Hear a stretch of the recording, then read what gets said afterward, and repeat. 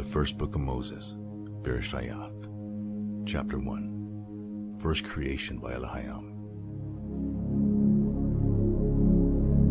In the former time periods, as a powerful sign of working, chief son and heir Elohim filled with choice things, behold, as a sign Shemayim, the place of the names, and behold, as a sign Aratz, the chief place of running. But observe how Aratz was unorganized and empty, and Sheshach rose up from the deep waters, went up to its face, but the Ruach Elohim, as a wall of protection, moved violently upon the surface of the waters.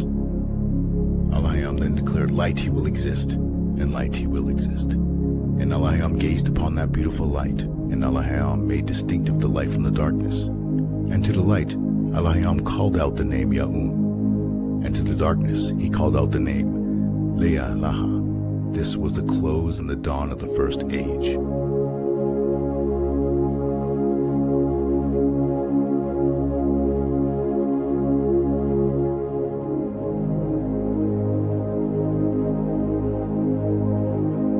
The Ketub Abarayath, or the Paleo Hebrew, is a language over 5,000 years old. It chronicles a story branching forth from ancient time. His story, Yahweh.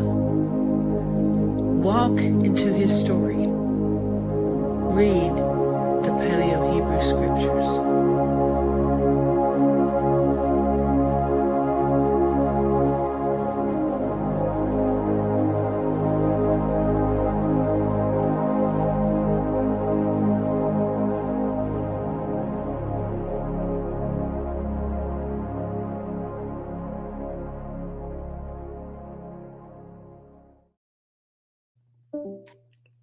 All right, so true story. I was all set up and ready to go. I was about to hit the record button. I mean, I had my webcam in, I had my microphone, I had Discord, I had my studio. It's all set up. I'm ready to go. And then just everything went haywire. I had to reboot my whole computer. I'm 10 minutes late now starting. But here I go. Let's go into the Discord studio. Keisha, we're going to go here because you might not even wake up tomorrow. So I always say, if the Lord wills, this is what I plan to do, you know, if he'll allow me. So I know I'm just jumping into this conversation, and I've missed out on the first 11 minutes. It's now 7:11, and I had to reboot my computer, everything. Jenna, I'm getting an accent from you, and I feel like it's maybe East Coast, because Yeah, New York. Oh, okay. See, that was the tip off. You see, you gave yourself away. I was going to say New Jersey. I wasn't going to guess New York. I live in Jersey. Oh, so I've been here for 13 years, but I'm from New York. Yeah. Okay, so you're a Jersey girl. So the tip off was when you said coffee, but you didn't say coffee. You said, how did you say it? You said Coffee. Yeah, that whatever. I can't even do it. But the way I'm like, okay, this is a Jersey girl. So,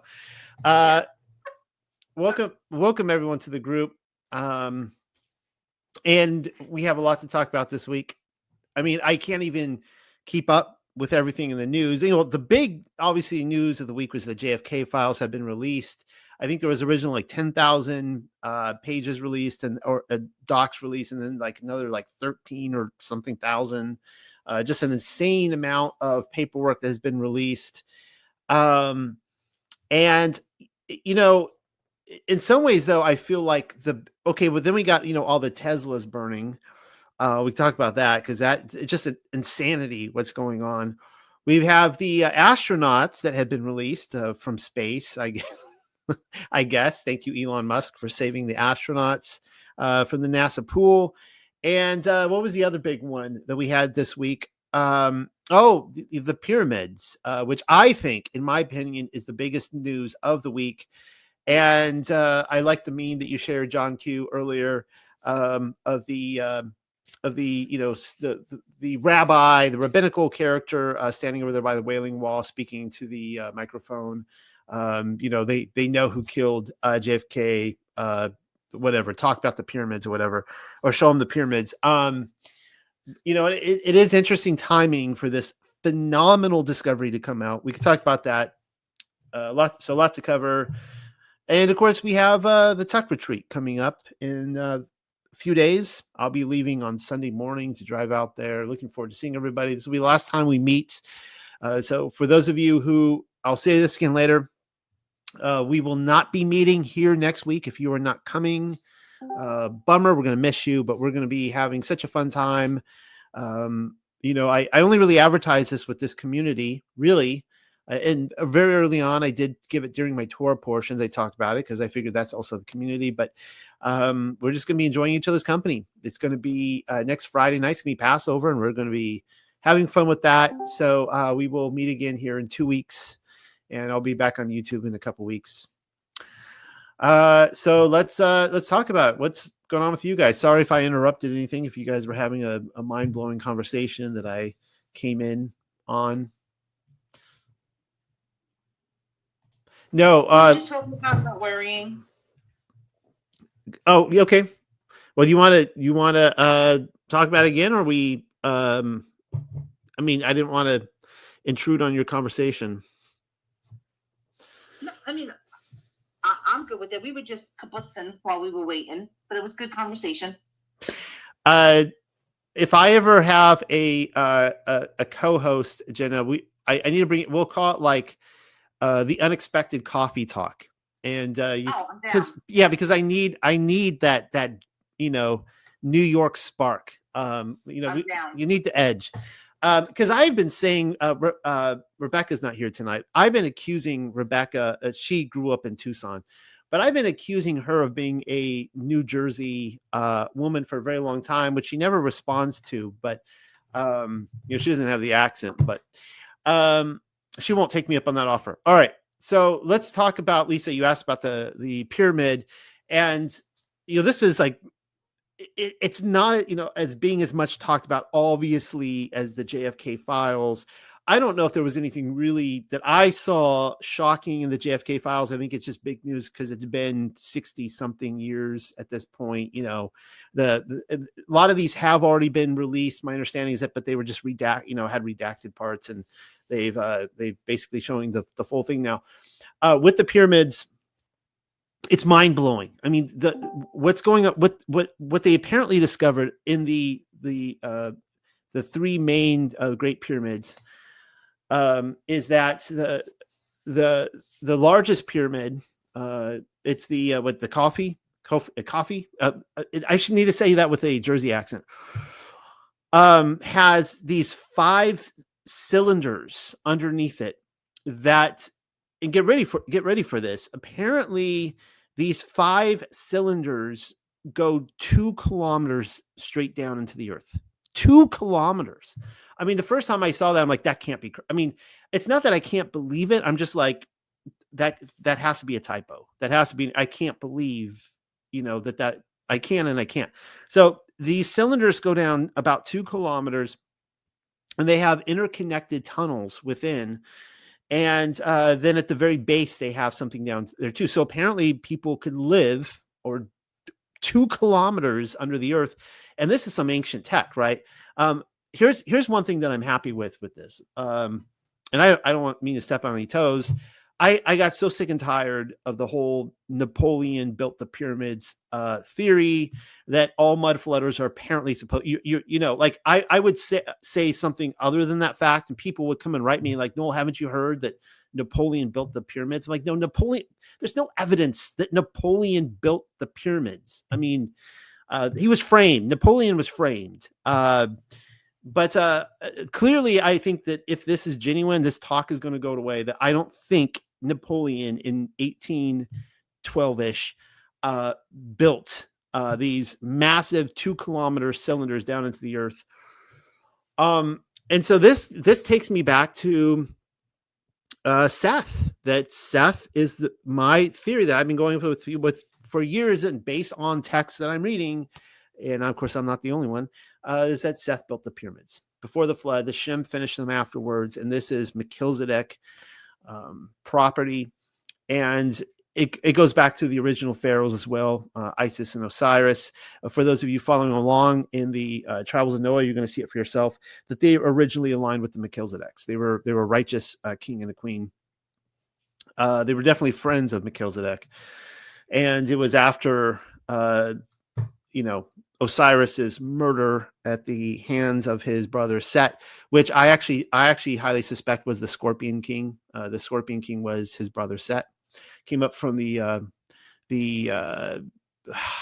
was it the Northern Kingdom? Because everything is reversed in Egypt. I think no, it would be Upper Egypt. I'm sorry, North is still North, but it would be the Upper Kingdom, which is really lower. That the Scorpion King came up and killed him. But anyways. And it's mind blowing. Paulie, you're going to say something. Go ahead. I think you were. So the Upper Kingdom is uphill. The Upper Kingdom is uphill, south, and the Lower Kingdom is downhill, which would be north.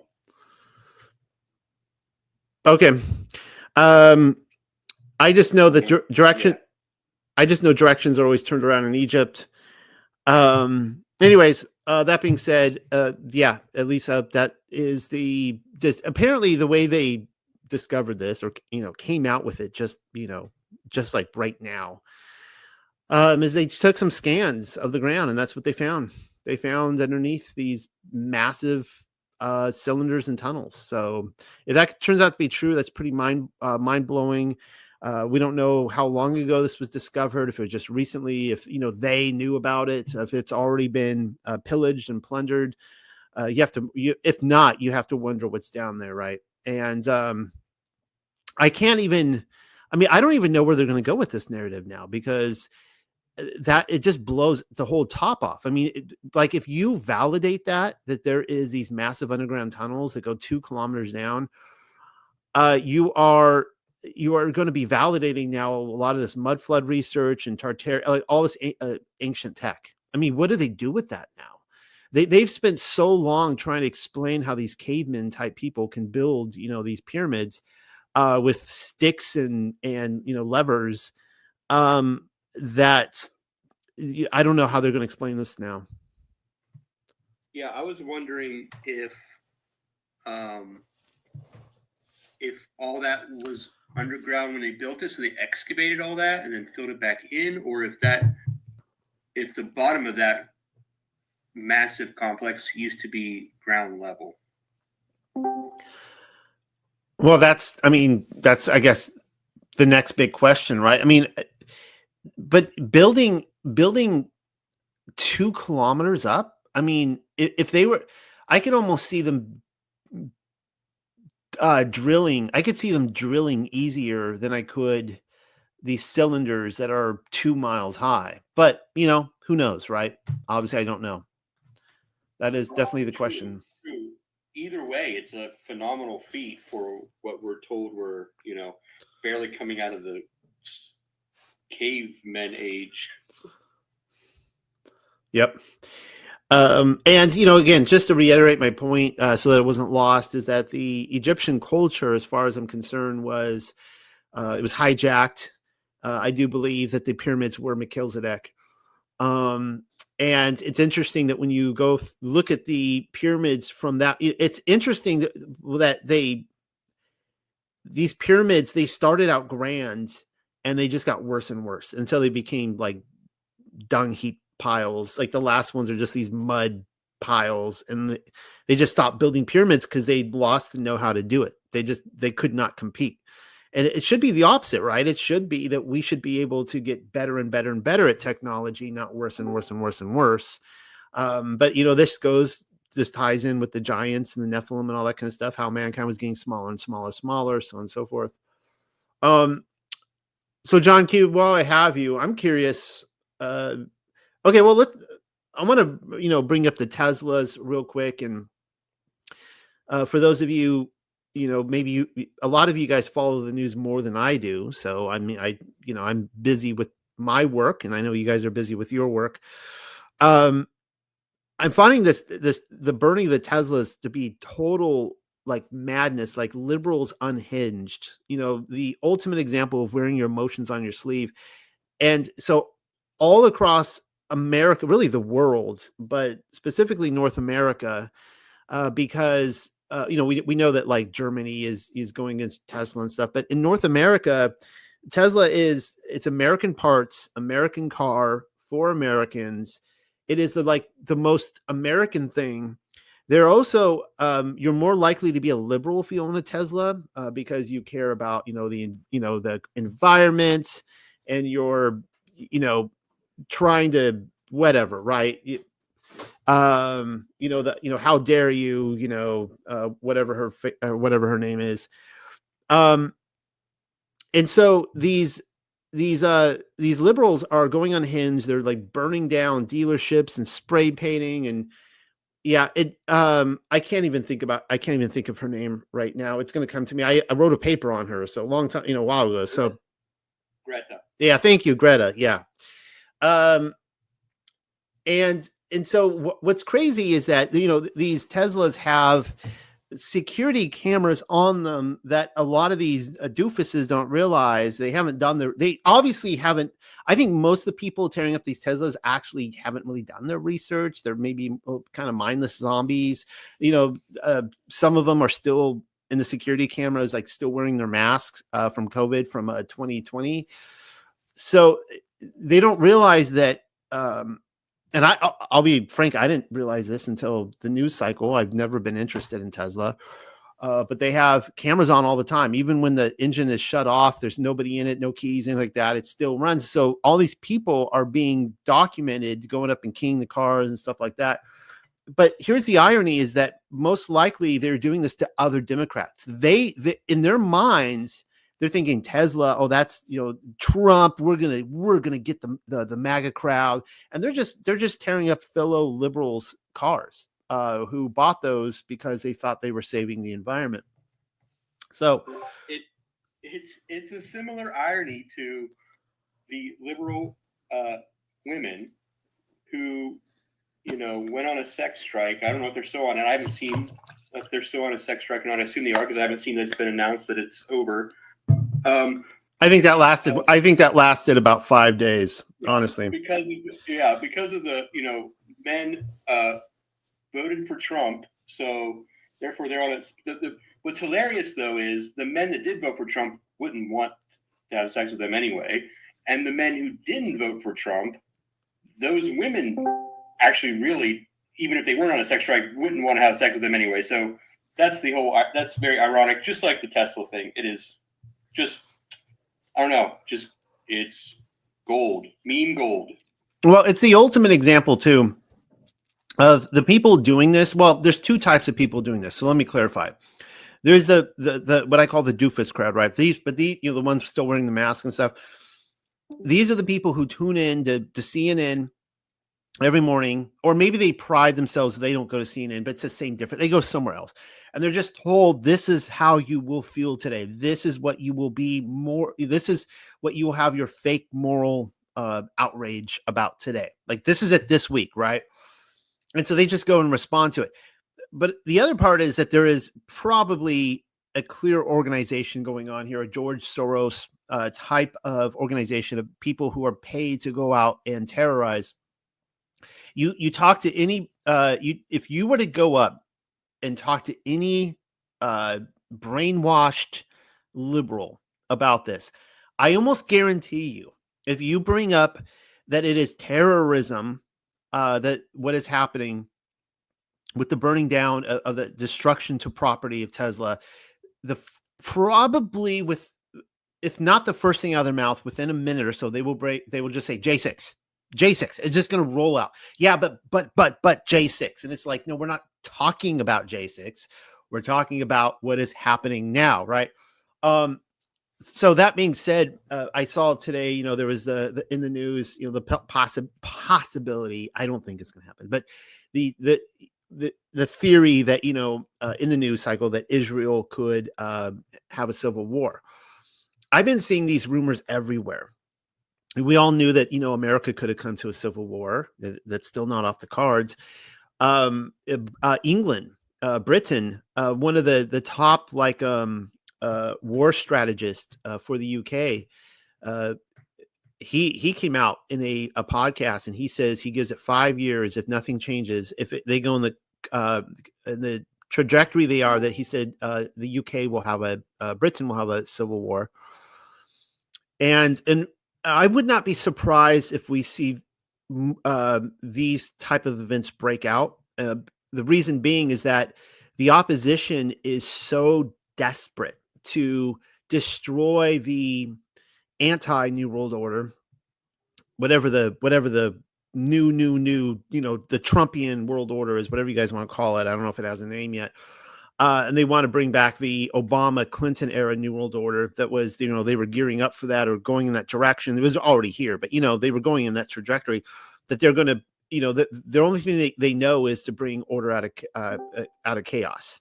And so I could totally see a George Soros tactics on nationwide levels where they're trying to destroy through just mass violence and war. I could totally see that. I don't say that for fear porn. I just kind of think that's interesting. I bring that up based off of what we're seeing with Tesla right now, and people will just mindlessly do it because they're told to do it. Tampon Tim was out there giving us apparently a comedy speech or whatever, and he's just making jokes and laughing about doing destruction of people's cars. And this is the guy that could have been vice president of this country. So I'm curious, John Q, what is your Graham, Matthew, anybody really, anyone in the room?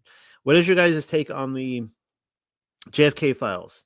Anyone who has had time to, and I do appreciate all that's been coming through. I was able to add 3 new pages of info to my JFK paper myself on some things I saw. But what was the big takeaway for everyone? I think I think the big takeaway is yes, all the rumors were true, that the CIA and the Mossad are the same picture, and that's who did it. Hold on, I'm putting a GIF in for this because hold on.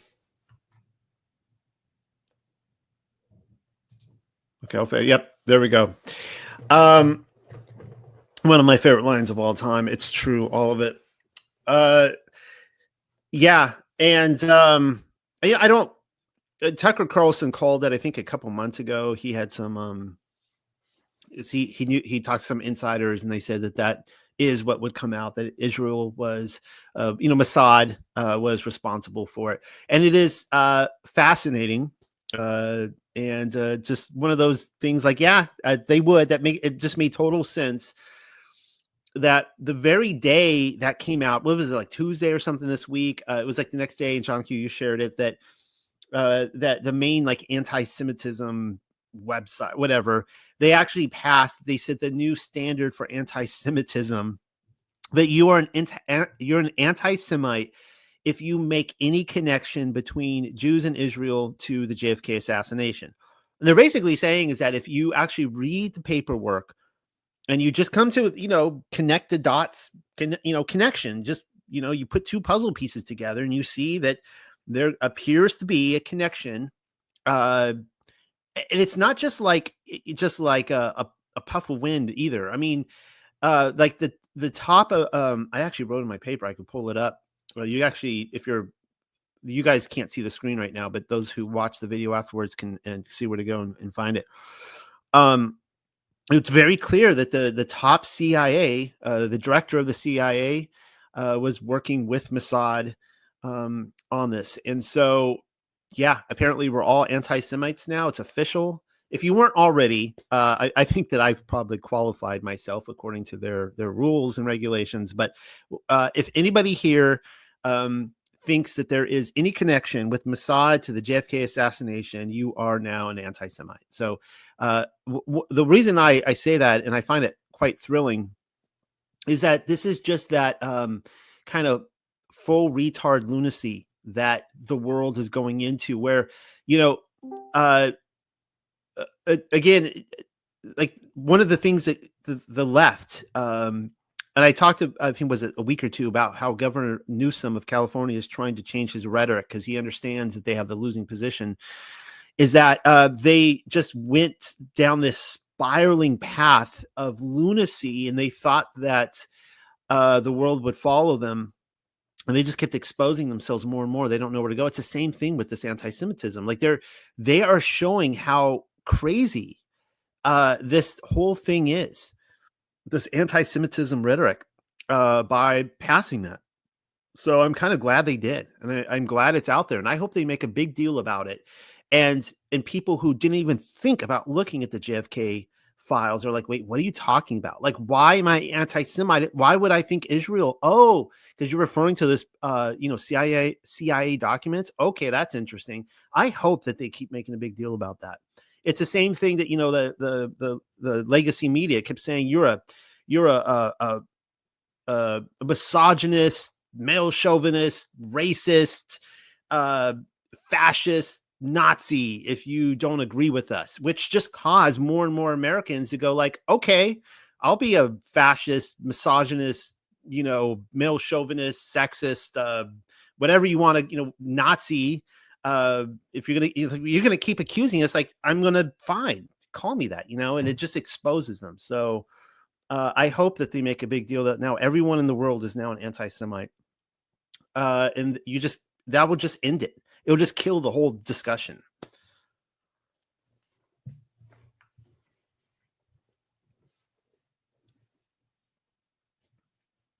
Another pretty big thing was the abolishment officially of the Department of Education. It had been talked about, but now it's. I totally forgot about that. Yeah, that's like, well, aside from the pyramids, because it's hard to top the pyramids. Though the pyramids hasn't been proven, it's just a report that came out. I would actually say if you were to remove, because I think that, talking about a 2-kilometer the cylinders going down into the earth in ancient tech is huge. It just cracks open. It just blows away all the history books. And it's just going to validate the Bible, in my opinion. But I would say, yeah, I would agree that what is the acronym again? It's the Sean Q, you just gave it. What's the 3-letter acronym? Oh, Department of Education? Yeah, Department of Education. The DOE. I'm glad that's gone. I was just like singing hallelujah when I saw that. I mean, I was getting a little concerned because I was like, okay, Trump's going to end the federal oversight of the educational system. And then I started seeing him, start cutting like jobs. I'm like, why are you cutting? Just end it. Just like, what are you doing? And when he signed that executive order, I'm just like, glory, hallelujah. I'm excited that I'm hoping now that what this means is that not just states, but maybe even just districts themselves can decide what they're going to teach children, what they will or won't, what's going to be in the criteria. And this is right here, there. That's the American dream, right? It's the American dream that you can have these insane woke liberal districts that are teaching children poisons, and the rest of the country can go, I don't want that. Like, let's look for a model that works, and start doing what they do. And so I'm excited for that. What about you guys? Yeah, decentralization is always better than centralization. Decentralization is the way of the Torah. I mean, that was how government and everything was structured under the Torah, and that's the best way. That's kind of how our Constitution was originally set up, where the federal government has a very limited specific role, and we've gotten away from that. So it's good to see that we're getting back to that. And yeah, I mean, I think everyone has seen, people have been shown what our education system has become over the last, we've been seeing it. I mean, it's been happening over decades, but people have just now seeing it over the last, 4 or 5 years or so. with all the smut in the school and the transgendering their kids without their consent, and having your daughters having an abortion without their consent. All those things are going on in the public schools, and so it was a big awakening that has geared the people up. The people are now to a point where they're so pissed off about this that they're going to take back the power. You couldn't just have some rando president do a Department of Education, because there would have been nothing there to fill that void. But now the people are pissed off. They've been pissed off about this for a long time, for years now. And so they're ready to take back their power when it comes to the education of their children. And so I think it's exciting times that we're seeing when it comes to education. Yeah. You guys have heard me mention a few times recently, Rob Schneider, and we often get so hung up on looking at all the differences in people that we fail to look at some of the similarities. And so Rob Schneider, the comedian, he was with Adam Sandler's crew. He used to be in all his movies. He was always the guy, his catchphrase in the 90s was, you can do it. He's probably still, I don't know, maybe he is conservative. He was basically your old school liberal that the world went so far left. He just kind of left standing there, and he's like, okay, I guess I'm conservative now.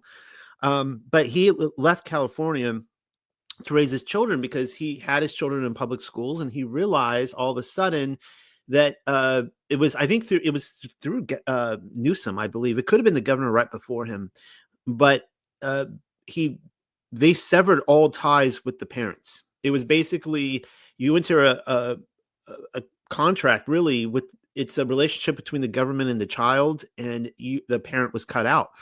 And he started realizing that the state of California, they could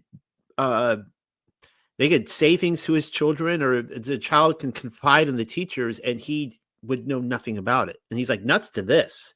I'm out of here. So he went and he has now become a huge advocate for against vaccines. He's very anti-vax. So he's been making a big case for that. And so I hope this whole system comes crashing down, this whole educational system. It's awful. I don't want to change the subject. I just want to answer Matzith Yahoo. Are you asking what my calendar that I'm using, or are you asking somebody else what calendar they're using? And is it in regards to the upcoming retreat? You guys are celebrating Passover in 5 days. Is that what I'm to understand? Yeah. So I think a lot of okay. So I'm not sure what all the different crescent moon, whatever, full moon, crescent moon, whatever. But yeah, so we are going according to the full moon calendar. So meaning that the full moon is the new moon. I think most people by default will say that the waxing, sliver crescent, the 2%, whatever the first visibility, that would be a new moon. So yeah, it lands next Friday, Passover. Unleavened bread would be the next day, Saturday. And we had this discussion last week. I don't, need to get all into it again. And anybody wants to review it, you can just watch last week's episode on Patreon. But I decided as a ministry, I do not have an official position on the calendar.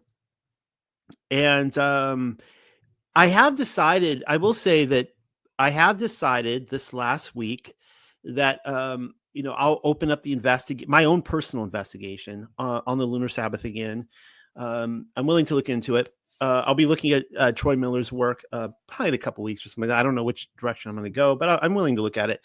But I've never taken an official position. So there are people in this room that are lunar Sabbath. There's people in this room that are Seventh-day Sabbath.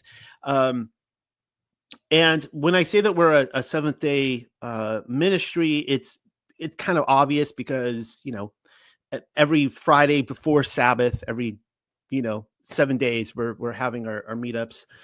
So we're having it on this day just to honor.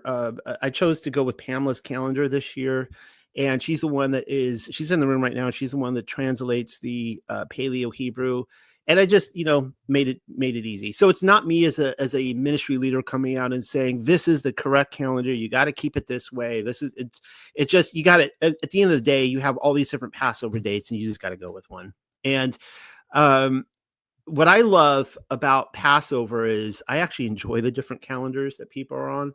And I have a goal of 1 year. I want to go to 5 Passover events. I want to try to figure out all the different Passover days and try to get into a meal for 5 of them. So hopefully that answers your question.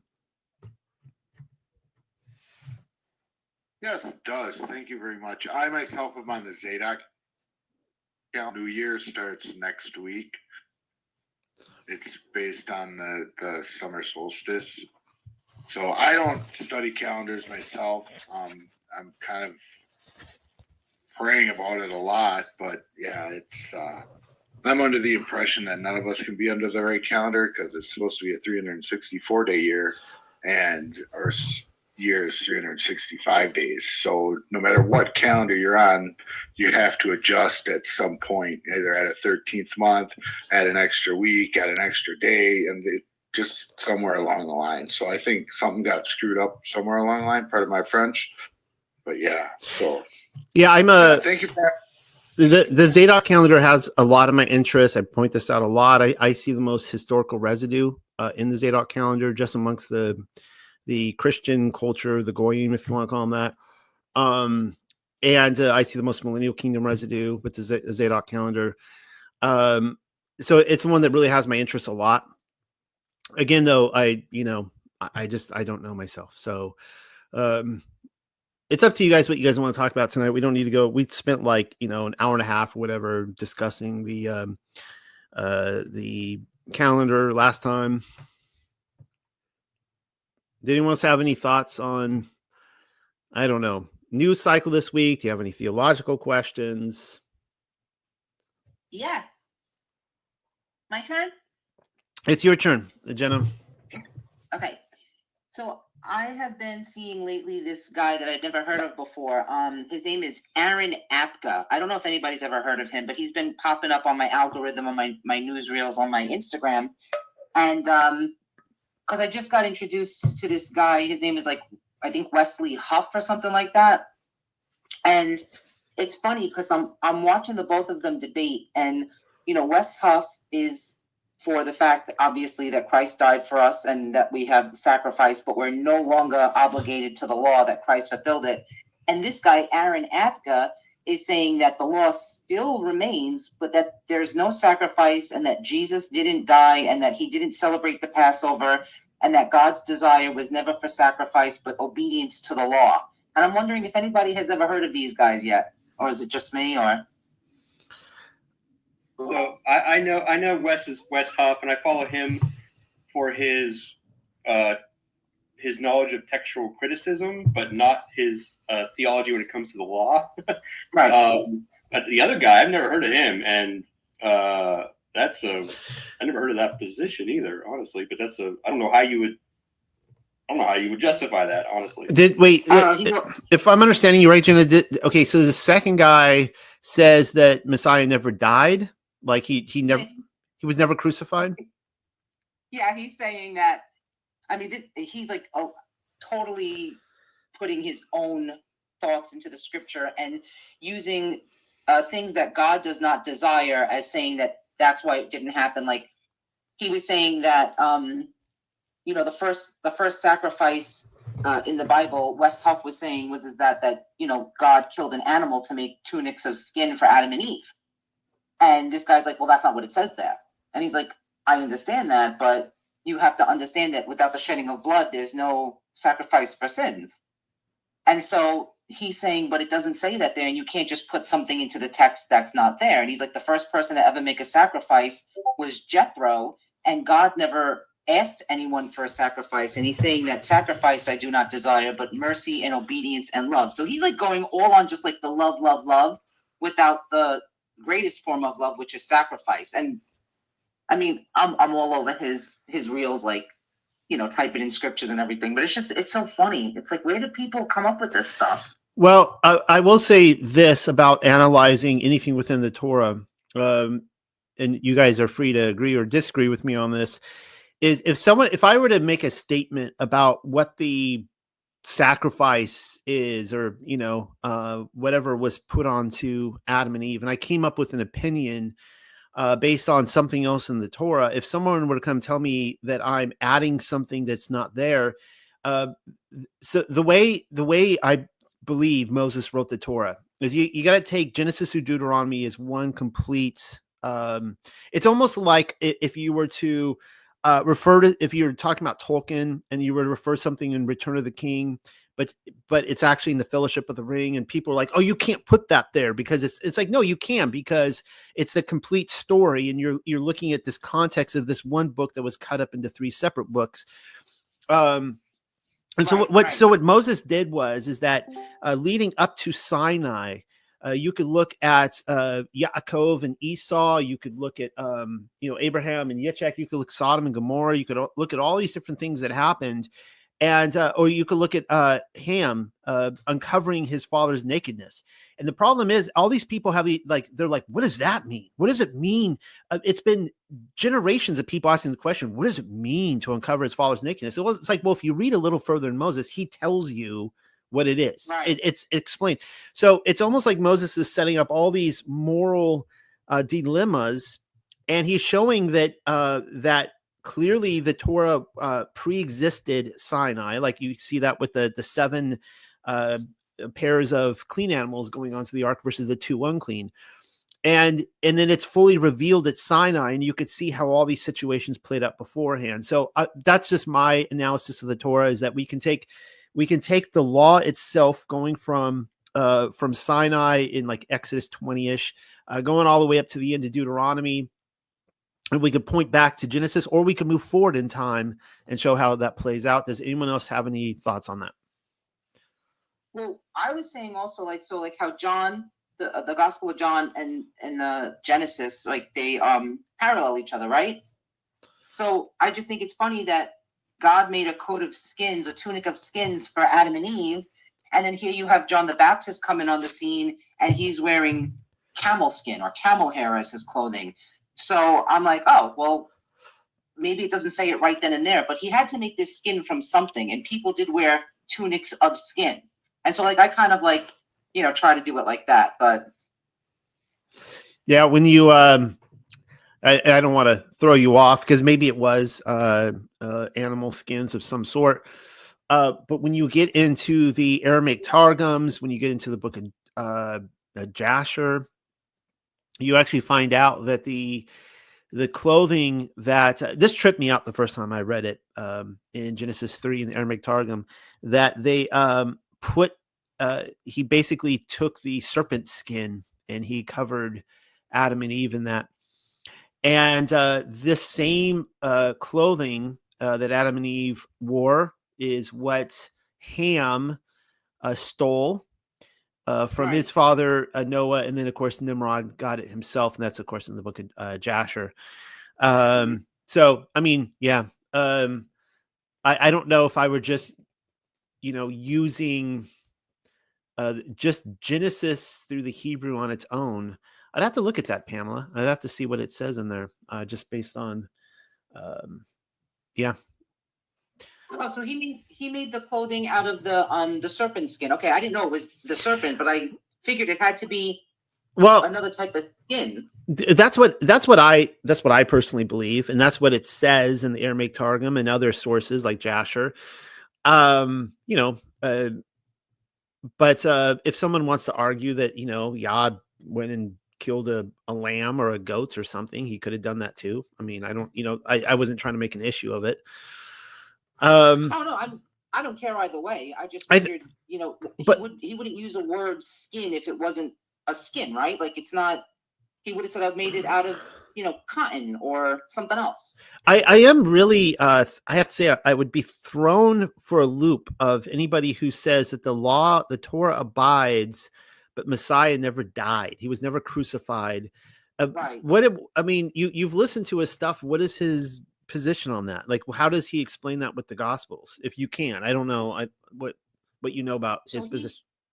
He's anti-Paul, and he's like, everybody who's a Christian today is Pauline or Pauline, however you say that. And, we're supposed to listen to the words of our Savior, Jesus, who, told us to love God and love others. And that's how we fulfill the law. Like, the law still stands.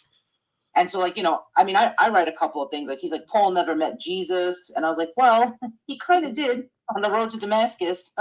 But, like he just says some weird things, and I didn't know if anybody else. I don't know why I always get the weird people. Well, I do know because I'm weird, but I'm listening, and I'm like trying to just give this guy the scriptures, and like, how can you say that Jesus didn't die when he himself said that no greater love has any man than this, than one lay his life down for his friends? Like, that's the most sacrificial love.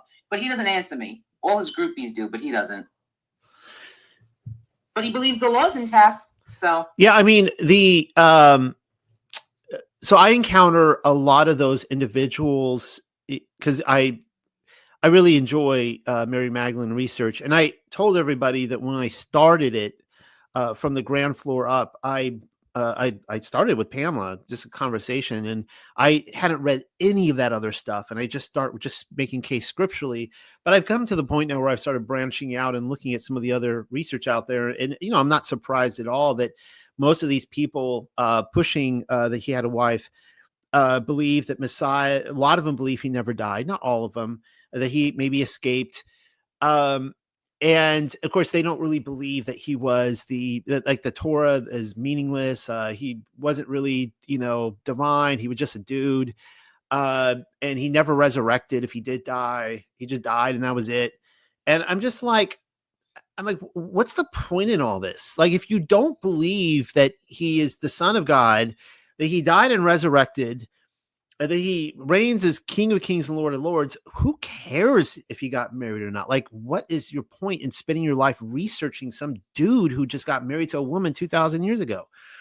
But yeah, so I would, my point is that if anyone, I have yet to encounter anybody. This is why I asked you the question, because I'm curious if you knew, and I don't want to speak out of arrogance. I have yet to meet anybody who's ever declared that Messiah didn't die, who basically came from a position that the Gospels we were lied to, that they purposely, that the disciples got together, they conspired to make up a story.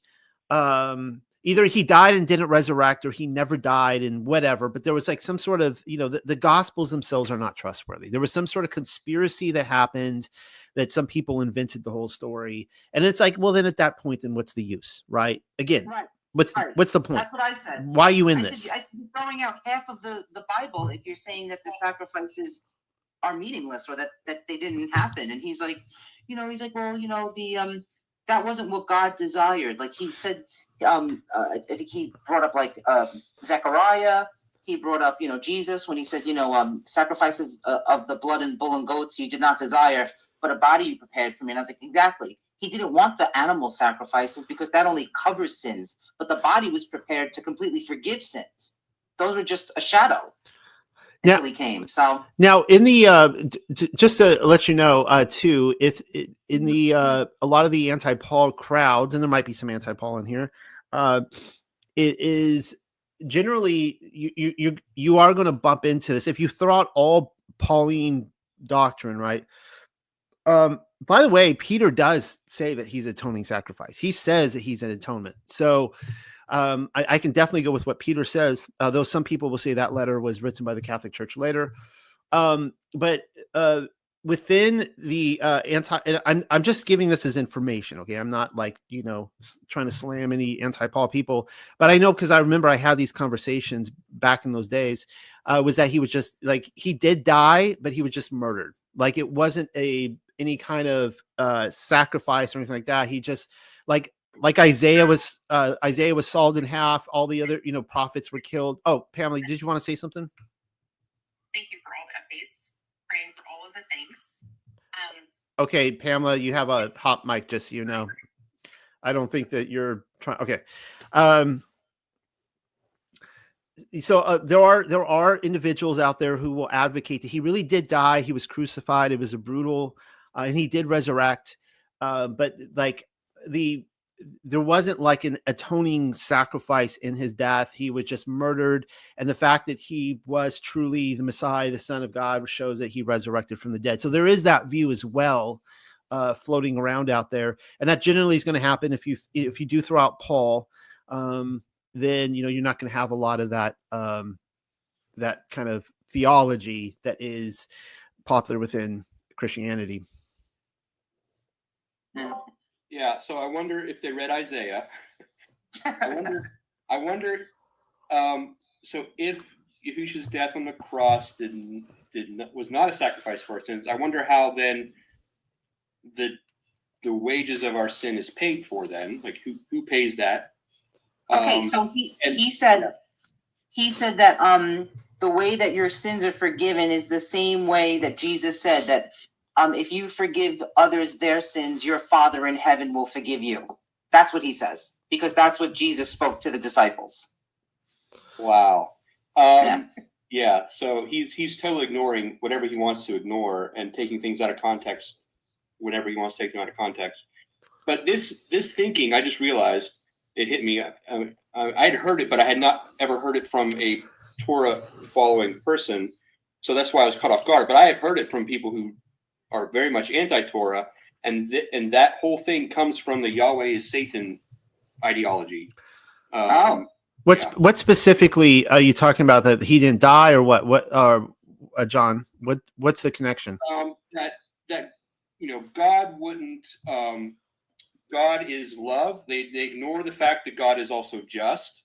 But it's they only focus on God is love, and they say, "Oh, God could not have commanded the Israelites to murder all these child sacrificing people." Of course, he's saying that too. Yes. Yeah, exactly. Well, he glosses over. He ignores the fact that these people literally hand their live babies into burning hot hands of Molech. They ignore that. So they also ignore the fact that God is just and God delivers justice to nations through other nation states. That's how he's always done it. So they ignore that. Excuse me. Yeah, they just ignore the stuff that's inconvenient for them. Yeah, and I brought this up because I was wondering if anybody else has ever heard of him, because he is gaining quite a following on Instagram, and people are like, "Thank you so much for this excellent talk. You're bringing me closer to Jesus." And I'm like, bringing you closer to Jesus?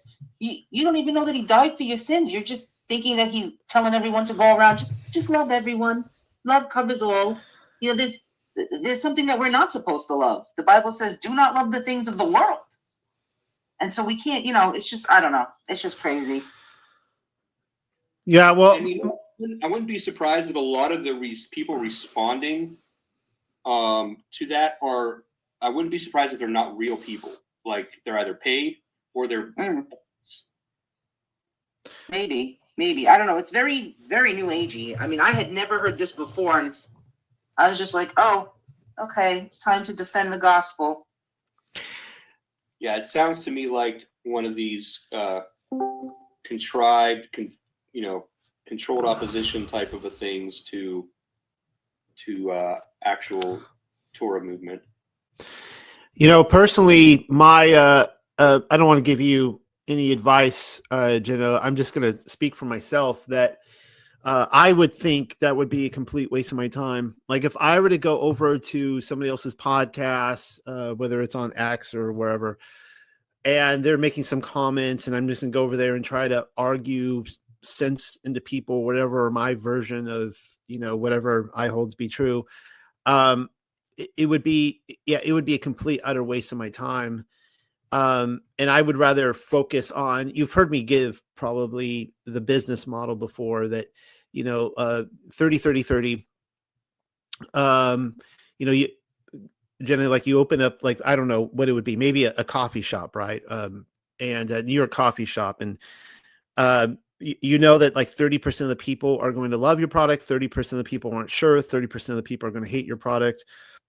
Always put your full attention on the 30% of the people that do. You will probably never exhaust that effort. You will probably never cannibalize that effort because you're just a limited person. But if you did, theoretically, then you spend your time on the 30% who haven't made up their mind yet. The moment you pay attention to the 30% who are, who hate your product, you're destroying your own usefulness.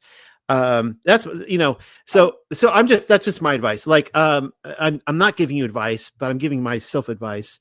It's the same thing. Like, when I find people will, I don't have too many hate watchers. Eventually they come out of the woodwork. They do expose themselves. But it's like people will obsessively watch my videos to hate watch me. And I'm just like, do you have anything to do in your life? Like, you just wasted 2 hours of your life this week to watch a video that you hate. You're hating on me. Like, couldn't that have been done playing with a puppy in the park or something? Anything, go skydiving or something. Do something with your life.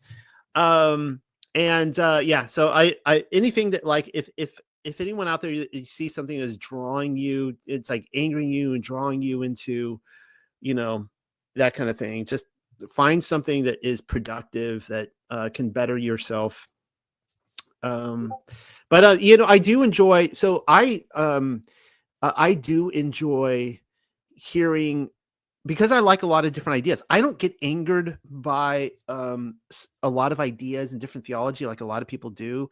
I actually wish I had a channel where I could talk more about different issues. People get very confused. Like, if I were to start talking about, I don't know, whatever, just pick your topic. Sometimes people are just going to start arguing about it. Wait, I had a point to this and I just went blank. I was literally going somewhere. Oh yeah. There are some things that I will not waste my time on. I hate, and I will use it strongly. I will hate the entire argument where people are taking my Allahayam, my God, and claiming he's Satan. I hate that. That they're taking the entire Old Testament and they're claiming that, and I'll say Jesus, because they won't say Yeshua, that Jesus was raised by satanic parents to live a satanic lifestyle, in order to, to criticize anybody who didn't live according to the satanic lifestyle, just to free us from Satanism. That is the dumbest, most retarded argument I've ever heard. And it's very popular. And I understand why, because people hate righteousness. There's some things like that. I'm not going to follow those channels. I don't want to hear about it. I am really interested in a lot of different points of views. I'll watch rabbinical. I will subscribe to, like, rabbinical Judaism type of channels. I want to hear what they have to say, and Right. Because I learn from that, and it helps me grow and become more knowledgeable, at least of their position, that kind of stuff. Yeah, that's why, like, when he came up on my reel, like, with the algorithm, I had never heard of him before, and I just started hearing that, and, like, I was listening to him first, and then when I heard him say some things that were a little skewed, I started just, like, commenting, and not even necessarily for him, but other people also that might be new in the faith or trying to come to Torah, or, wanting to know the truth of the gospel. Maybe they might read something that somebody who does know the truth is writing and not get slipped away with the stuff that he's teaching. But I'm trying to pray about that also, and ask, Mama Chakama to give me wisdom on when to open my mouth and when I'm casting pearls before swine. So I'm still learning that too. I don't know. I just, it says that we're always supposed to be ready to give an answer and to defend the faith, but maybe I'm taking that in the wrong way. I think that if you're, okay, I'm not telling you what to do. I've talked to other Torah individuals. Okay, so I was at a Chick-fil-A in Florida a couple years ago, and I see this husband and wife. They were young. They had these young kids, and they had like Hebrew writing on their hat, whatever. I'm like, okay, these are Torah people. These are like Hebrew rooters. Like, I know it. And I went up and I just talked to them and I said, shalom. And they're like, what? Then we started talking and we find out that, they follow some of the same, like they're familiar with like Parable of the Vineyard, that kind of stuff. And they didn't know anything about me. And as they started talking, they say how they're in a ministry where they just go visit across America. They go to Sunday church and they visit different churches and they debate and they show people why they need to keep the Torah.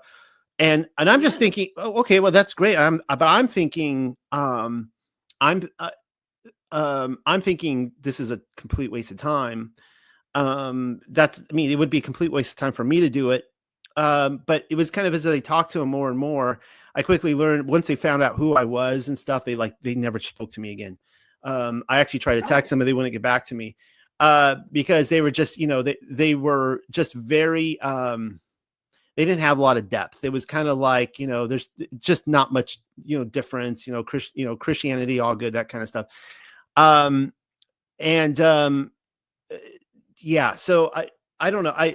What was I saying with that? Why didn't they want to talk to you about if they're doing the same thing? Like once they found out who you are and what you do, what was the turning point where they were like, oh, well, no, I don't want to. When they finally went to my website. So the way I have seen my work more and more, it's almost like the movie The Matrix. You guys ever watch a movie when you were younger? So The Matrix came out in 1999. I would have been 18, going on 19 that year. It was my senior. It came out in May as my senior year of high school, and I of course identified with the hero for me, and that was Neo, right? Keanu Reeves. But now when I watch that, I totally identify with Morpheus. I don't know if you guys ever watch movies like that as a kid or something. You identify with the child, and now you watch it, you like totally identify with the adult or whatever, the parent. And the whole thing with that movie was that he was not going out in the streets just trying to wake everybody up. His effort was on finding the person who was seeking him. And again, everybody has their own strategy, but that's how I am looking for the person that is, I'm looking for the little flock, for the person who is ready to receive. You don't just start shoving down pills in people's mouths, right? Looking for the people that are ready to receive it before I, break their minds. I have many people who tell me, I was just talking to Rebecca on the phone today, and she said that if she would have encountered me just 2 years earlier, she would have run screaming. Like, this guy's a heretic. This guy's, and she was barely at that point where she could start looking at my stuff even then when she came on board. And so, this is why I think it's important to, as Lisa just said, you just said, this is one of the burdens that I was having a meeting with someone a couple weeks ago, and we were talking about this very thing. And he pointed out, I think I said this last week. He pointed out, I was like, Noel, you talk about a lot of stuff, and we're pretty much on par with most of it. Everyone is going to have disagreements. Everyone in this room, you're going to have disagreements with me, and vice versa. That's the way the human experience is. And I'm like, yeah. And I started talking about how much it bothers me.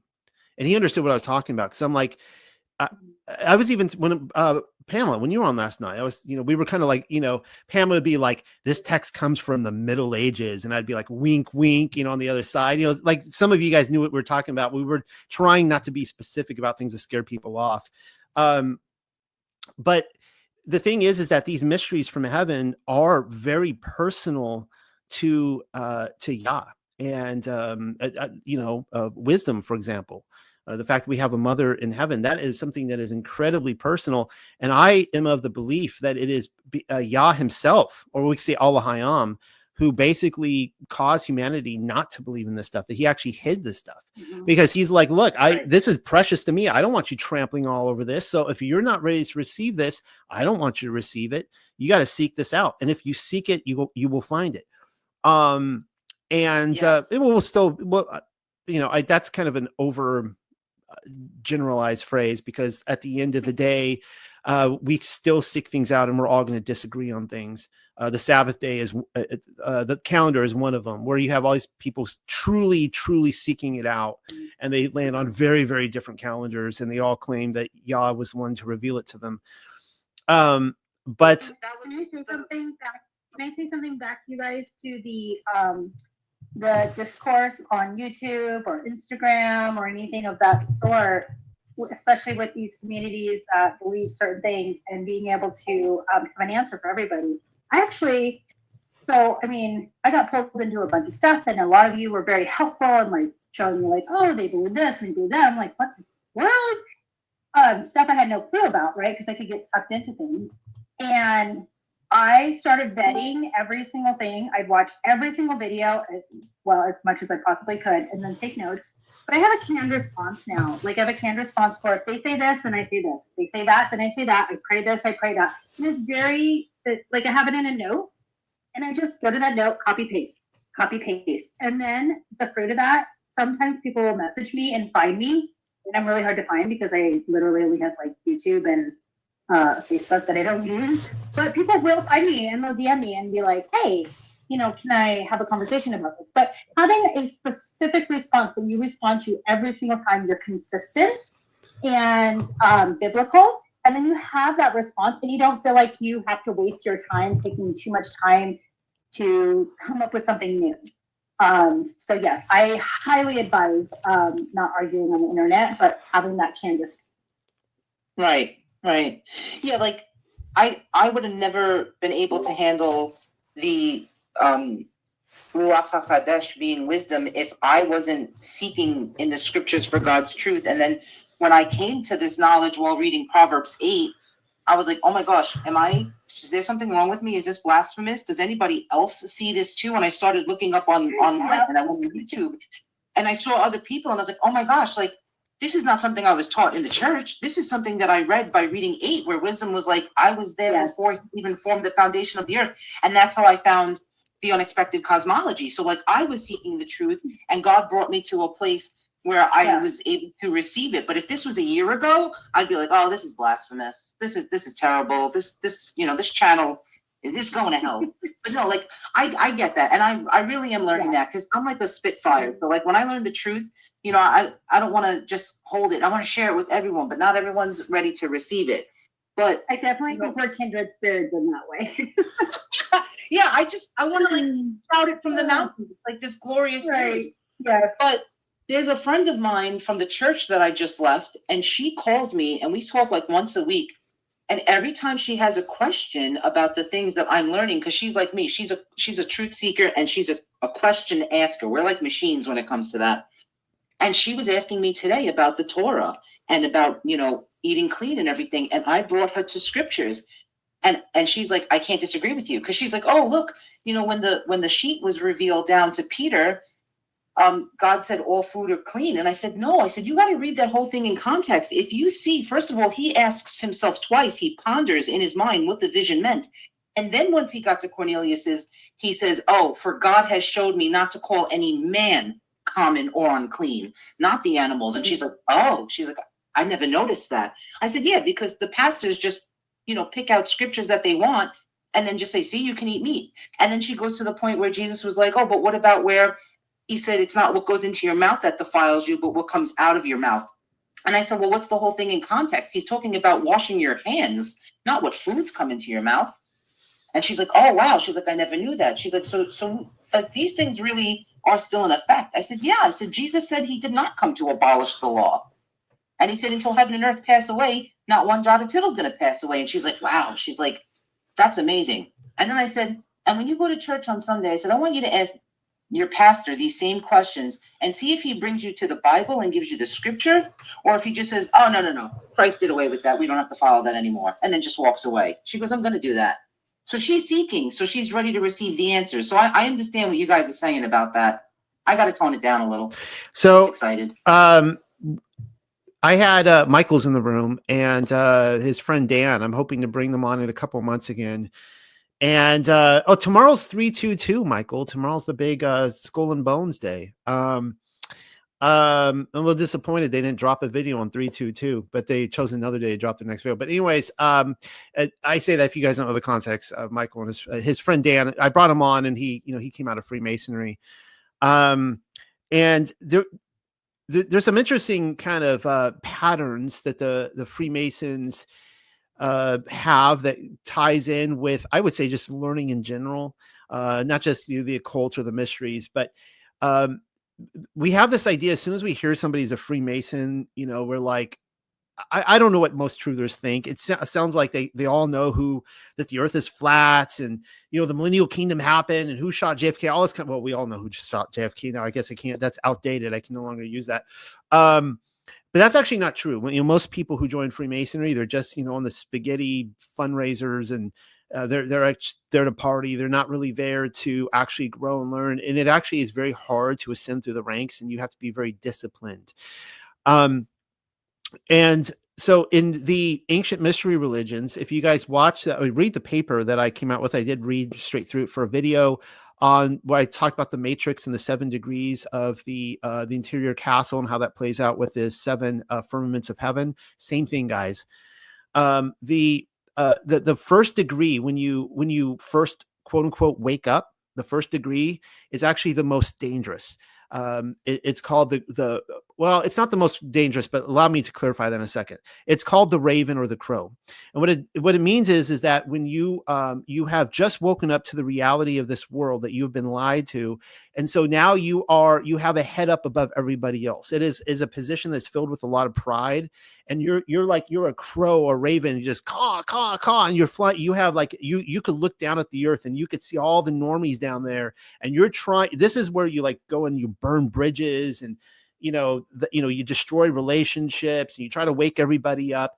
And the interesting thing about tests, they will say, like in the ancient mystery religions, I would say the same thing in Freemasonry today, or anything, even in the truther realm. Most people never make it past the raven. They will never make it past. And the one thing the truthers have wrong is that they woke up when they took the red pill in the Matrix. Actually, I showed that Neo had already ascended a couple degrees by that point. Most people will never get to that point where they take the red pill. Even those who woke up, they will never get to that point. And so the thing is about life is that we're always being tested. And what makes a good test is actually not knowing you're being tested. Right. That's actually, if you pass that test, you really truly pass it. You got a pop quiz from the professor, he didn't tell you, and you pass with flying colors. Great example is when Abraham was taking Isaac to have him sacrifice, and he was being tested constantly, and he overcame those tests.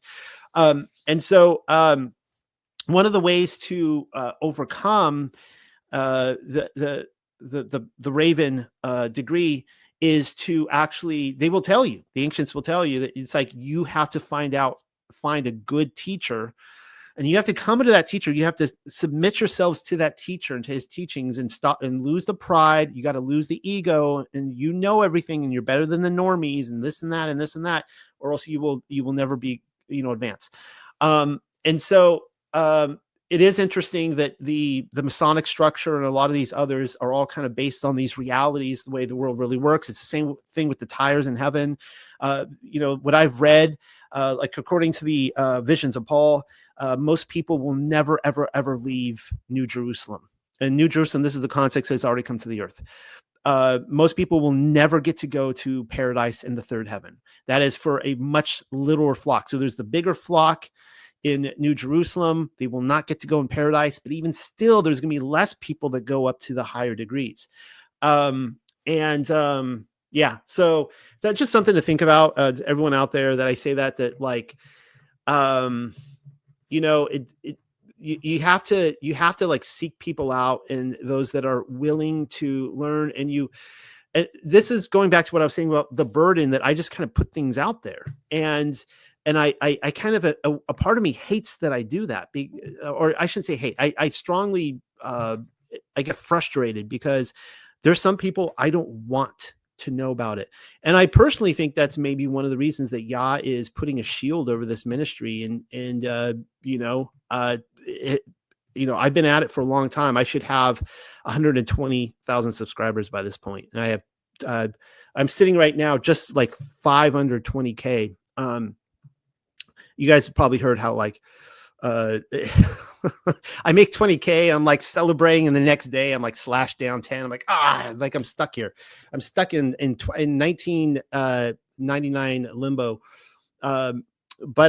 Yeah. So the thing is with the mysteries of having the pearls, right? We want to wait until people are ready to receive it, and kind of play it out little by little by little by little.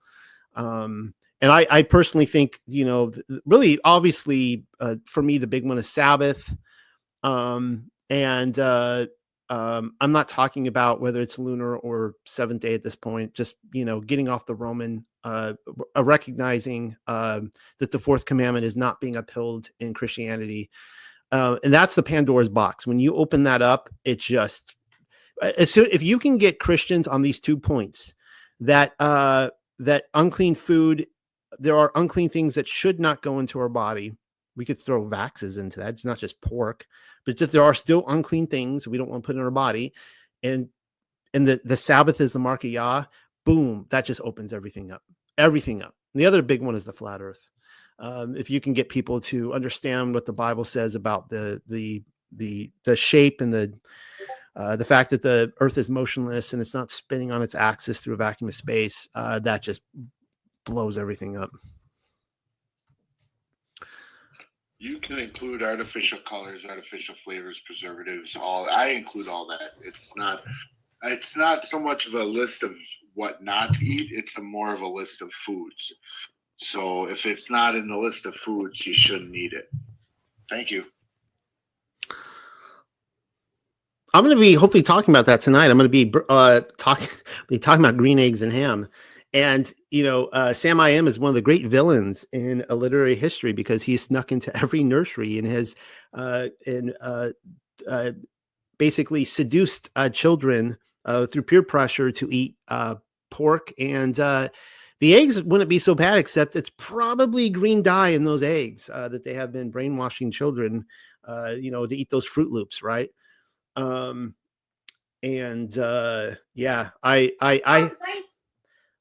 hope. That was the first book I ever memorized. Green Eggs and Ham. It's so sad when I realized the food dye and the ham. So I changed the words, but I never got it down, so I just threw it out and stopped reading it to my boys. Yeah, I know. Some Torah families, they'll say green eggs and lamb, but you still got the food dye now. That's like the next thing, right? Like we want to get the food dyes out, and I hope that Kennedy is successful in that. The first book that I tried to do something with like fried green tomatoes, but I still couldn't do it. So I just threw it away. I was like, whatever, don't need it. The first book I ever memorized, and I remember I was so proud of myself. I would have been 4 years old, 5, I don't know. But the first book I remember being in preschool. I wasn't kindergarten yet. I sat there on the rug. All the other kids are playing with their blocks and stuff. And I was determined in my mind that I was going to read. And I remember the first time I read through Go Dogs Go. And that was like the greatest book ever. My favorite scene in Go Dogs Go is when that one dog, the one page where they all go to sleep, and then the dog comes up, the sun comes up, and he yells, it's time to get up and work, and Go Dogs Go, and they all jump in their cars and race off. I always thought that was so thrilling. Like, it was like always, yeah, it kept me, it was a page turner. Yeah. For a 4-year-old, that's a page turner. Best book ever. It's funny because the second book I ever memorized, oh my goodness. Well, I remember memorizing it in like freshman year was like the Dr. Costas books, like the intro. I did that as like some drama thing or something. And then I started memorizing the Psalms, and then I didn't memorize anything after that. After 12 years old, I stopped memorizing it. So, might be something to look into. Well, anyone else have any questions or comments? Anything on Dr. Seuss? I have a beautiful Dr. Seuss painting I'll show you guys. It's called Freebird. It's actually not a painting. It's one of his secret art, but it's a lithography. Oh, I forget what it's called. Matsiv Yahu, I think go ahead. I just wanted to point out to Jenna and anyone else that if Yehoshua declared all foods clean when he was saying what goes into the mouth defiles man, not what comes out of the mouth. Yeah, I'm sorry, I got that wrong. But anyway, it was 8 years later that Peter had his vision. Why would Peter have his vision and need clarification and all that? I mean, that's another nail in the coffin of when we're supposed to be eating clean foods. Thank you. Yeah, I agree. I don't know, there's still a lot of questions that people ask me that I don't have the answers to, and I have no problem saying, I don't know, I have to look into that. But like, one of the questions my friend that called me today asked was, well, how many of the laws do we have to follow? Like, is it just a pick and choose? And I basically said, well, obviously we don't have to do the sacrificial or ceremonial laws anymore because Christ is our high priest and king forever. And he's the final sacrifice. I was like, but there's still the civil law and the moral law. I was like, and I'm not a farmer, so I don't have to follow like farming laws, but I really don't have the answer to like which laws. But I did say to her what Noel, you said to me once before, that Christians, unbeknownst to themselves, still follow the law because they still, serve God and don't put any other idols before him, and they don't take his name in vain, and they honor their mother and father, and they don't murder. They don't celebrate the right Sabbath, but they also do follow the law without even following the law. So, but I don't have all the answers. So here's my breakdown of the Torah, and maybe people are being kind to me. They don't want to debate back, but this is my current understanding of it. Now, I will point out, because I said it all through my Torah portions last year, which I'm missing the Torah portions. It was a big accomplishment, but I feel like I need to do it again and keep doing it. Is that what I refer to as hardcore righteousness? People tell me all the time, I have phone calls. People will call me like, Noel, you keep talking about the letter of the law. Actually, no, I don't. But like, you keep talking about the letter. I don't have to keep the letter. I keep the spirit of the law. And I'm like, that's amazing. That is so amazing that you keep the spirit of the law, because that is so much harder to keep than any letter of the law. Like, and I'll bring up, you have this conversation with guys, adultery, right? And it's like, I ask these guys, like, I'll say, like, look, I don't want to know whether you don't have, this isn't a Catholic confessional. I don't want to know whether you've committed adultery or not, physically. But I'm telling you right now that if you never, ever, ever commit adultery in your heart, the chances of you actually having physical adultery is like impossible. I mean, if you were to put me naked in a cannon and shoot me through a window into the next building, and I land on top of a woman, and she's naked, and I guess maybe somehow you could procreate that way just by a hole-in-one landing. I don't mean to be crude, but you see what I'm saying, guys? Like, if the spirit of the law is hardcore righteousness. So Christians get all caught up on the Torah, and they don't even know what they're talking about. So like, go over the sacrifices real quick. And Christians will be like, well, I don't have to keep sacrifices anymore. And then they'll go sing these syrupy Hallmark songs about, make me a sacrifice, and I'm a living sacrifice. And it's like, I just thought sacrifices were done away with, but now you're a living sacrifice every day, which we're supposed to be, guys. That's the whole point, right? So just think about this, right? Amen. So if the fire itself, if the priest were to never light those flames, this is what got Aaron's sons in trouble, why they died, because they brought in strange fire. The fire itself is the Ruach HaKodesh. It is a feminine, and those Levite priests were to kindle that fire and never let it go out. That is what we are called to do. We are to have the Ruach HaKodesh within us. We are never to let that fire go out. We don't want to bring in a strange fire. And we are to, instead of putting an animal up on the altar, we are to physically walk up on that altar and lay down on it and be a sacrifice. We are to pick up our crosses and follow Messiah. And it's like, why is Christianity having such a hard time with this? I don't know. This is why I keep going back with Christianity should, instead of being like these lax immoral laws where they just do whatever they want, it's like, no, it was supposed to be hardcore righteousness, where the new covenant is the better covenant. That's the theme of the retreat, by the way, guys. give you a quick preview, is because the reason why the new covenant's a better covenant is because the Spirit is giving to us where we have circumcised hearts, where the Torah, we can now keep the Torah. So here's my my quick view on the Torah itself. You have I have one elder in the room right now who can chastise me afterwards if he feels I'm leading you guys wrong on this. So you have the commands, right? And you brought up Jenna that, like, for example, like, actually women, I think, probably get the I don't want to say the easiest out, but I feel like most of the commands are addressed to the men. And Rob Skiba used to always put it this way, like, he goes onto an airplane, and there's laws that pertain to the flight attendants. There's laws that pertain to the traffic controllers, to the pilot. There are laws that pertain to him, but he doesn't have to follow the other laws. He just has his specific laws, right? So we all know this, right? Are you a landowner? Do you have pets? Do you have fences? Do you have, all these kind of things? Like, there's a lot that don't pertain to us. So here's what we have. We have the commands. Okay, let's say there's 613 commands. Within these commands, we have these things called ordinances and judgments.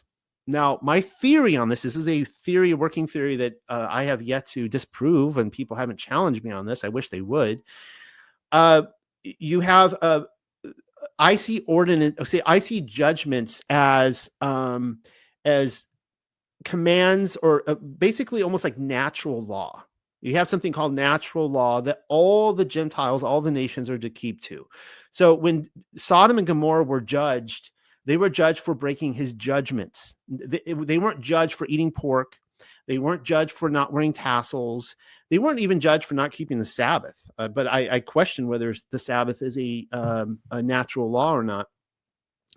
And so Yah judges nations for breaking his judgments, his natural law. But then we have these ordinances that are specifically directed at his people, and every single God you follow is going to have his specific rules and regulations that pertain to him. And so there are things that when we follow the God of the Bible, Yahuwah, he has specific ordinances. That's my take on it. And so those, the other nations will not be judged for breaking those, but we ourselves, if we consciously sin against them or transgress them, then that is obviously sin. That's my take on it. And I will say one more thing. So there's when you get into a lot of the Hebrew roots or Torah communities, there's a lot of very exoteric, just check off the box people in there. And there's not that I'm coming down on anything wrong with that, but there'll be like, maybe you could open up a passage of scripture where it says, okay, so like maybe you go over to their house and they don't have a fence around their pool. All right. And so maybe like a little toddler can walk in there and fall in the pool and drown. And you just bring up to them casually, you're not judging them, but you're like, maybe it'd be a good idea to put a fence around your pool. And they'll just open up their Bible, like chapter and verse. Where does it say that I'm not transgressing?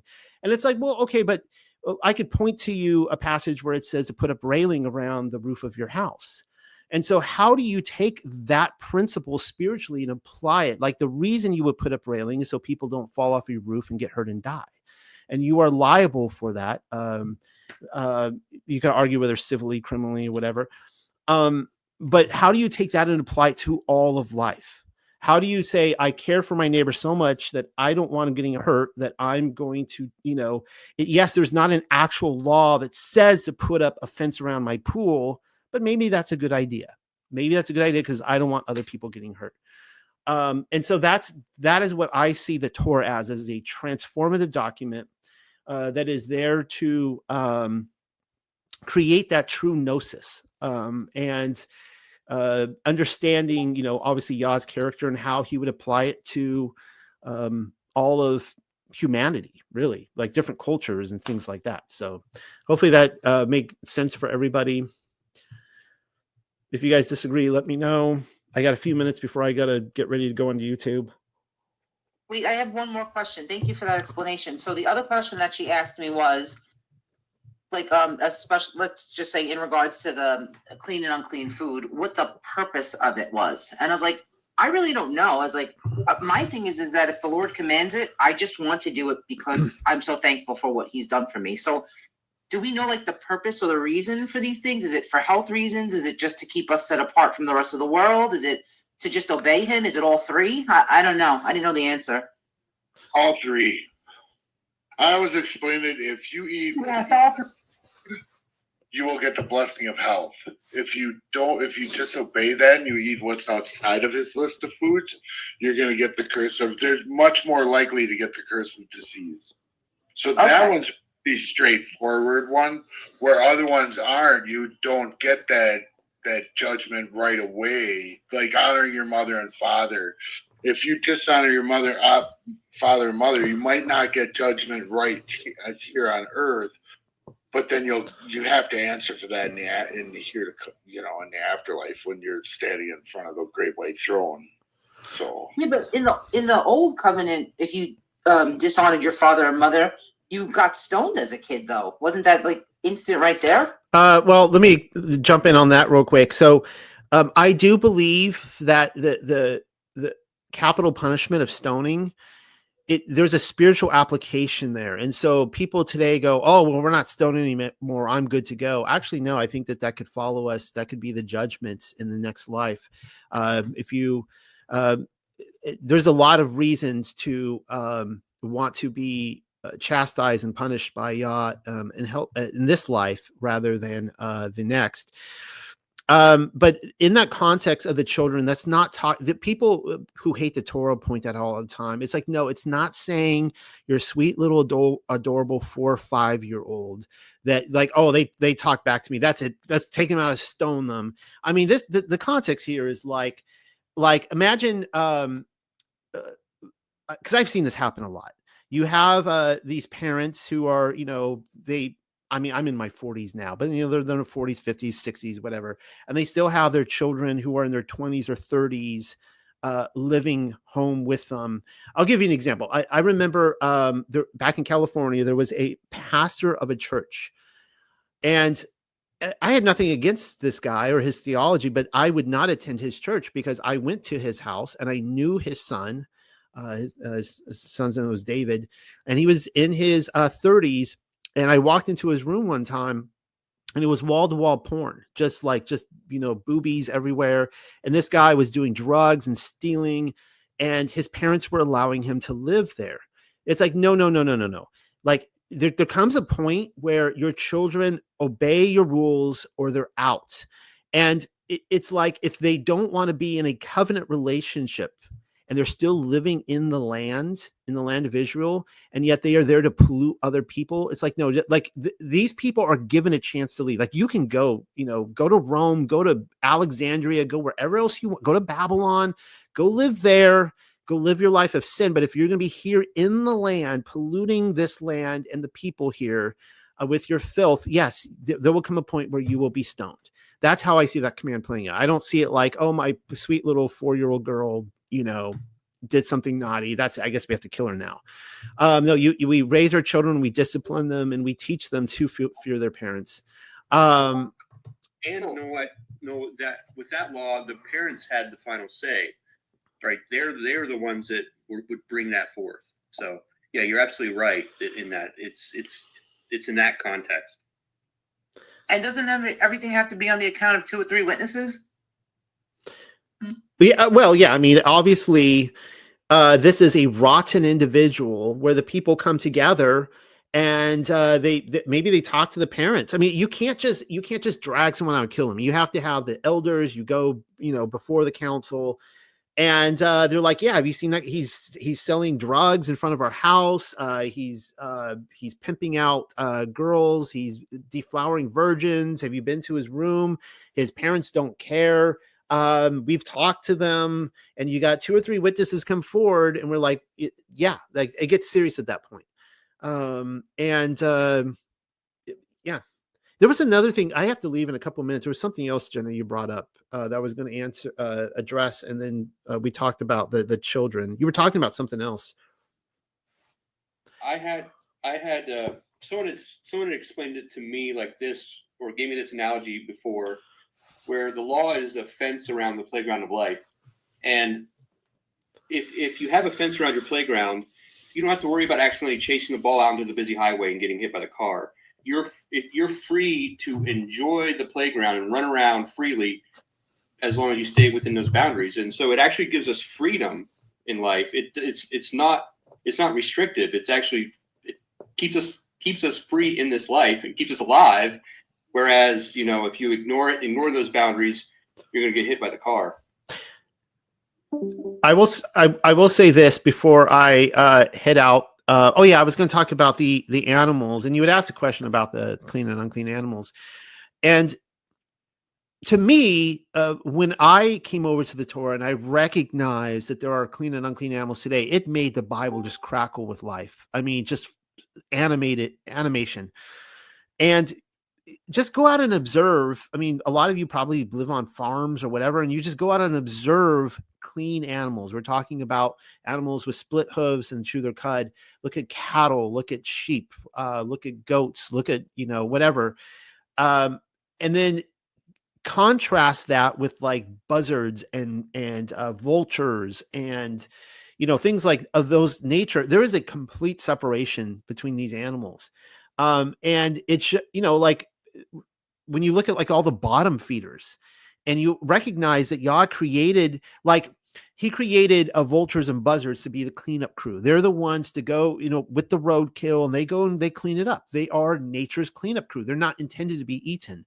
You look at that with the bottom feeders, right? It's the same thing. Or I guess catfish, right? I mean, I guess I haven't been underwater a lot to observe them, but they're down there, down there with the rocks, sucking on stuff. And so it's really incredible. Like, it just shows to me that the Bible, that much more legitimacy with the Bible, that Yah knew what he was talking about. He created nature a certain way. And it should just be general observations. Now, pigs are kind of interesting. They have the split hooves. They don't chew their cud, but they at some point in history, you look at wild boars, right? They are also kind of a bit of like nature's cleanup crew in some ways. Somebody had the idea to take these boar and put them on farms and eat them. But when you look at the original like Anunnaki literature, like coming out of the Mediterranean, whatever, it's getting late, the whole Babylonian region, Mesopotamian region.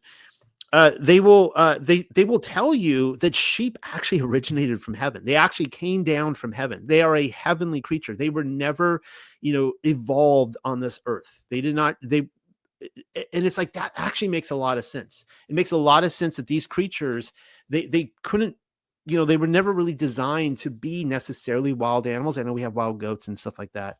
Some crazy wild sheep. But they're very domesticated creatures, and they're wonderful creatures. Yeah. All right. On that note, you guys can keep talking a few minutes. I'm going to head over to YouTube. I will see you guys over there.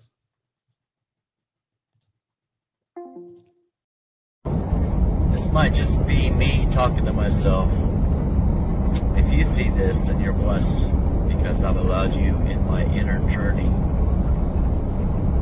It is a little bit past the Ides of March, first day of spring. We're coming into the Feast of Unleavened Bread, the Passover. I am at the junction of complete and utter bankruptcy or complete and utter breakthrough. And the prophecy that I tell myself, just the story that I've made up about tomorrow, is that everything's going to be okay. Is that God is going to work a miracle and that I will be fine. There are possibilities of the lies I can tell myself, that I believe they are lies, that I will be bankrupt, my house will go into foreclosure, and I will be jobless and penniless very soon. Let me tell you why these things are happening all at once. Our builder is a thief, and in the 2 years he's been building our house, it should have been done long ago. But we are today receiving our first inspection for electrical and plumbing and foundation, etc. We're not even dried in. There's not even drywall.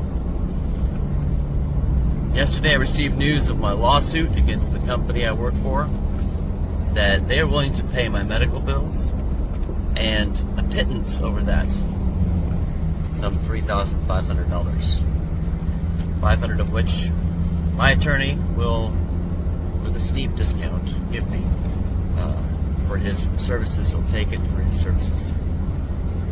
So I'll be receiving $3,000 and be penniless after that. Well, I'll be jobless after that, not penniless. I'll have no paycheck.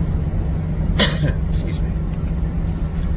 This is all happening at the time of the Feast of the Unleavened Bread, where, according to the law, I'm not required or not allowed. It's required for me not to work. And when I say the law, I mean God's law, the law of the Torah, the law that Jesus lived by, Yeshua as I call him. And it's going to be a strange transition to sit for a week not working. And obviously I'm going to struggle to do that. But then all this excess worry about my house and about my job in the future is also going to be there when I return from Passover. But I can't disobey Passover. I would rather be penniless, jobless, homeless, than disobey God's law. And that's just the way it's going. I'm at the decision. I'm at the fork in the road.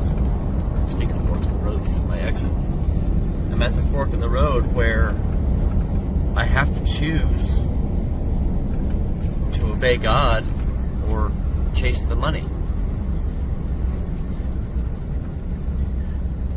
And I choose to obey God. Though it stings. And that's okay. It just stings the flesh. He has the power to sting the soul. He has the power to condemn me forever to Sheol. And I don't want that. So I choose obedience to him. That's where I'm at right now. It's a rough juncture. Rough junction? Juncture. Both. He will provide. He is Yahuwah Nisi. He is my banner. His banner over me is love. That's all I have right now.